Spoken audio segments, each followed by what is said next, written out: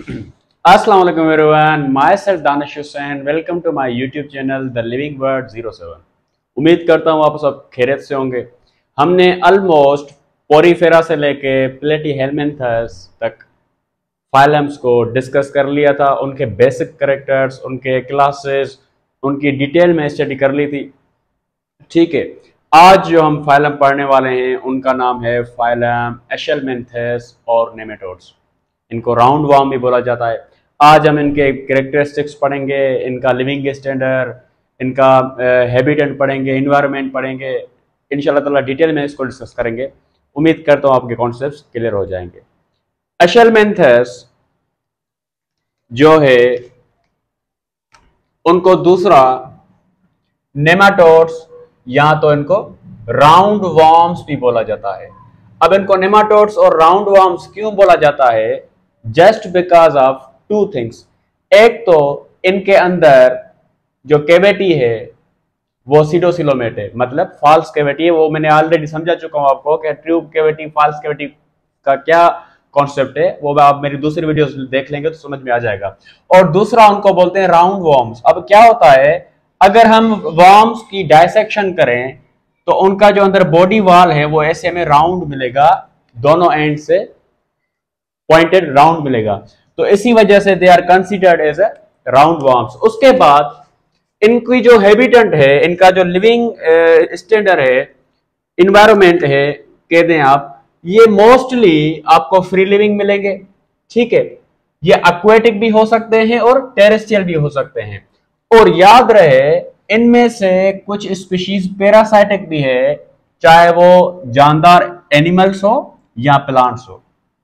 तो इनके अंदर वैरायटी पाई जाती है on the basis of habitat.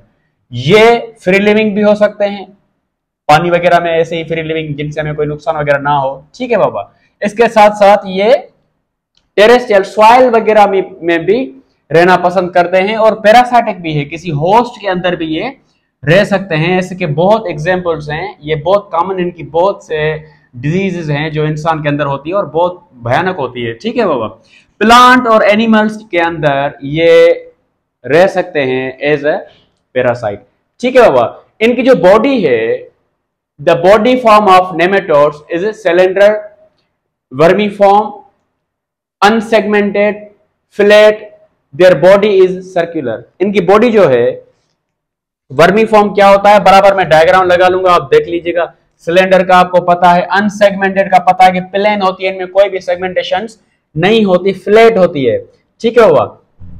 अगर हम इनके अंदर क्रॉस सेक्शन करवाएं, जब मैंने आपको बताया कि इनके बीच में अगर हम कट लगाएं तो इनके अंदर जो हमें जो एंगल मिलेगा वो सर्कुलर होगा। For that reason they are considered as a round worms. ठीक होगा।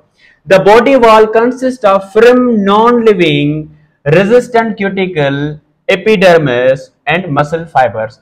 अब जो इनकी बॉडी वॉल होती है, जो इनकी बॉडी को प्रोटेक्ट करती है, वो बनी हुई होती है एक तो क्यूटिकल की, और दूसरे इनके अंदर मौजूद होते हैं मसल फाइबर्स। अब इसको हम कंबाइनली कह सकते हैं एपिडर्मिस। अब एपिडर्मिस जो इसके अंदर होती है, ये एमसीक्यूज आ सकता है कि जो नेमाटोड्स की एपिडर्मिस है वो बायन्यूक्लिएटेड है, मल्टी न्यूक्लिएटेड है, नॉन न्यूक्लिएटेड है। तो इनके अंदर जो एपिडर्मिस होती है वो होती है सिनेशियल। सिनेशियल उनको कहा जाता है जिनके अंदर बहुत से न्यूक्लियस हो या सेल्स बिल्कुल पैक्ड हो आपस में। तो पैक्ड होंगे तो आपको ऐसा लगेगा कि इनके अंदर बहुत सारे न्यूक्लियस मौजूद है, क्योंकि हर सेल के अंदर अलग अपना न्यूक्लियस होता है। तो इनके अंदर जो एपिडर्मिस है वो मल्टी न्यूक्लिएटेड है, मतलब इसकी एपिडर्मिस में आपको बहुत से न्यूक्लियस मिलेंगे। ठीक है बाबा। अब यहां पे आ जाएं।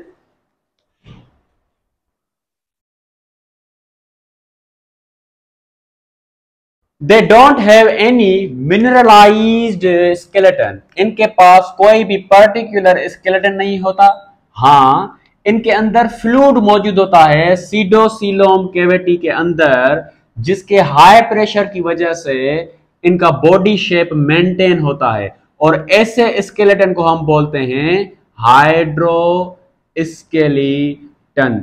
जब बॉडी फ्लूइड की वजह से किसी भी जानदार के अंदर शेप मेंटेनेंस आए, ऐसे स्केलेटन को हम बोलते हैं हाइड्रोस्केलेटन। तो इनके अंदर जो सीडोसिलोमेट है, उस कैविटी की वजह से इनके अंदर एक फ्लूइड होता है, जिस फ्लूइड से ये अपना बॉडी का शेप वगैरह को मेंटेन करते हैं लाइक राउंड, और इसी स्केलेटन को हम बोलते हैं हाइड्रोस्केलेटन। अब आपको मालूम है, हम ऑलरेडी डिस्कस कर चुके हैं इन चीजों को, triploblastic symmetry, asymmetry, radial symmetry, इन चीजों को आपको मालूम है। अगर नहीं भी है तो इनको समझने के लिए मेरी वीडियोस देख लें, फिर आप फाइलम्स पढ़ें, फिर आपको इजी लगेगा। अब ये जो है ये ट्रिप्लोब्लास्ट है। अब मैंने आपको बता दिया है व्हाट आर ट्रिप्लोब्लास्ट, जिनके अंदर 3 लेयर्स हो, एक्टोड्रम, एंडोड्रम और मेसोड्रम। ऐसे जानदारों को हम क्या बोलते हैं? ट्रिप्लोब्लास्टिक। ट्रिप्लोब्लास्टिक ये जो लेयर्स है इनका क्या काम है? ये आगे चल के मुख्तलिफ ऑर्गन और ऑर्गन सिस्टम को राइज करती है। ठीक है बाबा। हाँ, इनके अंदर जो बॉडी कैविटी है वो फॉल्स बॉडी कैविटी है, फॉल्स बॉडी कैविटी, जिसको हम सीलोमेट बोलते हैं। अब फॉल्स बॉडी कैविटी क्या है ये मैं ऑलरेडी समझा चुका हूं कि फॉल्स बॉडी कैविटी क्या है, लेकिन आप फिर भी समझ लें। अब क्या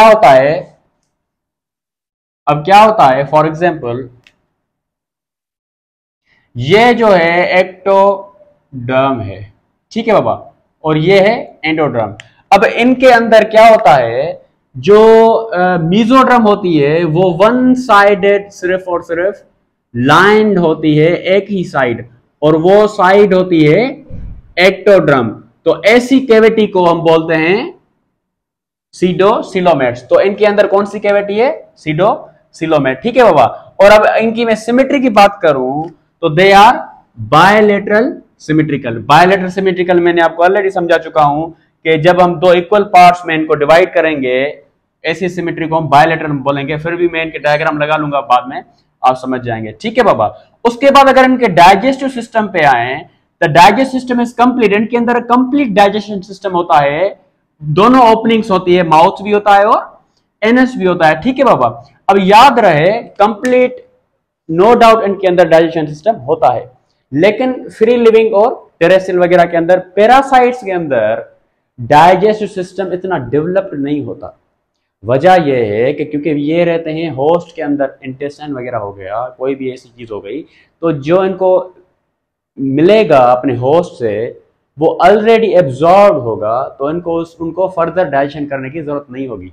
तो जो पैरासाइट्स होते हैं एशेलमेंथिस में, उनके पास डाइजेस्टिव सिस्टम इतना डेवलप नहीं होता, सिर्फ पैरासाइट्स, बाकी सब के अंदर डेवलप होता है। ठीक है बाबा। अब दूसरी बात करूं तो इनके अंदर रेस्पिरेटरी सिस्टम मौजूद नहीं होता, लेकिन गैसेस को एक्सचेंज करने के लिए ये अपनी बॉडी सरफेस को यूज करते हैं। Specialised respiratory system is absent. Exchange of gases occurs through body. Body की सरफेस की मदद से ये अपने अंदर गैसेस को एक्सचेंज करवाते हैं, जिसको हम बोलते हैं सरफेसरेटरी रेस्पिरेशन। ठीक है बाबा। अब हम एक और पैराग्राफ पे आ जाएंगे। इनके अंदर एक्सक्रिएटरी सिस्टम जो है वो एच शेप्ड ट्यूब टाइप होता है, एच शेप्ड ट्यूब टाइप होता है, जो मेडअप होता है रेनेटी सेल्स। इनका मैं बराबर में डायग्राम लगा लूंगा कि इनका क्या काम है। जो एक्सक्रीट सिस्टम है इनका वो बना होता है एच टाइप होता है, लेकिन कौन से सेल से? रेनेटी सेल से, which help to remove waste। और ये कौन सा वेस्ट बाहर निकालते हैं? क्योंकि ये टेरेस्ट्रियल भी हैं और उसके साथ साथ कुछ इनके अंदर स्पीशीज जो बहुत सारी हैं वो एक्वेटिक हैं। तो जो एक्वेटिक होती है वो क्या निकालते हैं अपने बॉडी से? अमोनिया। तो इनको हम क्या बोलेंगे? अमोनियोलेटिक। ठीक है बाबा। इट्स जो इनका जो नर्वस सिस्टम है उनकी बनावट के अंदर कुछ और डेवलपमेंट हमें मिलेगी। कैसे? अब इनका जो नर्वस सिस्टम है कंसिस्ट ऑफ सेरिब्रल गैंग्लियास, हम इनको गैंग्लियन सेल्स भी बोलते हैं। ठीक है बाबा। अब इनके अंदर एक और चीज होती है nerve ring with anterior and posterior nerves या नोटोकॉर्ड। इनके अंदर जो नर्व सिस्टम होता है कुछ इस तरह बना हुआ होता है। ये मैं आपको बना के दिखाऊं डायग्राम की तरह, ताकि आपको समझ में आ जाए। अब ये एक, ठीक है, अब ऐसे इनका एक नर्व रिंग बनी हुई होगी और वहां से ऐसे दो नोटोकॉर्ड्स निकलेंगे। ठीक है, और वहां से नर्व जो है ऐसे बाहर निकली हुई होंगी। तो ऐसे नर्व सिस्टम को या नेटवर्क ऑफ नर्व्स को बोलते हैं रिंग लाइक नर्वस नेटवर्क। ठीक है बाबा। अगर रिप्रोडक्शन की बात करें तो इनके अंदर रिप्रोडक्टिव सिस्टम बहुत डेवलप्ड है और इनके सेपरेट सेक्सेस हैं। They have a separate sexes, male और फीमेल दोनों अलग अलग है। हर में हेर्माफ्रोडाइट वो होते हैं एक ही जानदार में दोनों सेक्सेस, लेकिन ऐसा नहीं है, इनके मेल और फीमेल अलग अलग हैं। और इनकी खासियत बात यह है कि इनकी जो फीमेल्स हैं वो मेल से साइज में बड़ी होती है, ठीक है बाबा। और जो इनके एग्स होते हैं, जो ये बच्चे पैदा करते हैं, तो इनके एग्स के अंदर काइटिनियस शेल मौजूद होती है, ठीक है बाबा। और इनके अंदर सर्कुलेटरी सिस्टम का मौजूद होना पॉसिबल नहीं है। ये बेसिक करेक्टरिस्टिक्स हैं जो आपको बहुत हेल्प कर सकते हैं एमसीक्यूज क्रैक करने में, नोट्स बनाने में, याद रखने में, ठीक है बाबा। उसके बाद हम इनके कुछ पैरासाइटिक डिजीज पे बात करेंगे कि कौन कौन सी पैरासाइटिक डिजीज है जो एशेलमेंथस काज कर सकते हैं। इंपॉर्टेंट पैरासाइटिक डिजीज ऑफ एशेलमेंथस, एक तो एस्केरिस है, आपको मालूम है, बराबर में डायग्राम दे दूंगा कि एस्केरिस क्या होती है, बॉडी में कीड़े पड़ जाते हैं। एक है लोआ लोआ, आंख में वॉर्म एशेलमेंथस आ जाता है जिसको आई स्पॉट बोलते हैं, ठीक है बाबा। और दूसरी जो बहुत कॉमन है इनकी, जो हमारे इंटेस्टाइन में रहती है, उनको कहते हैं एस्केरिस लुम्ब्रियोसाइट, ठीक है बाबा। ये आपके मेन के इंटेस्टाइन वगैरह में जो है डिजीज काज वगैरह करती है। और दूसरी है इंटेरियोवोबियस वर्मिकेरियस, ये भी बहुत बहुत बहुत कॉमन है, खास करके छोटे बच्चों में एनएस में इचिंग होती है, ठीक है बाबा, कुछ मीठा खाने से, तो इसकी वजह भी ये होता है। इसको दूसरा बोला जाता है पिन वॉर्म, ठीक है। Human caecum colon appendix intensive itching in anus cause inflammation in mucus membrane of colon. तो इनका जो मोस्टली अटैकिंग पॉइंट होती है स्मॉल लार्ज इंटेस्टाइन हो गया, एनएस हो गया, ठीक है बाबा, और म्यूकस मेम्ब्रेन ऑफ कोलोन, ठीक है।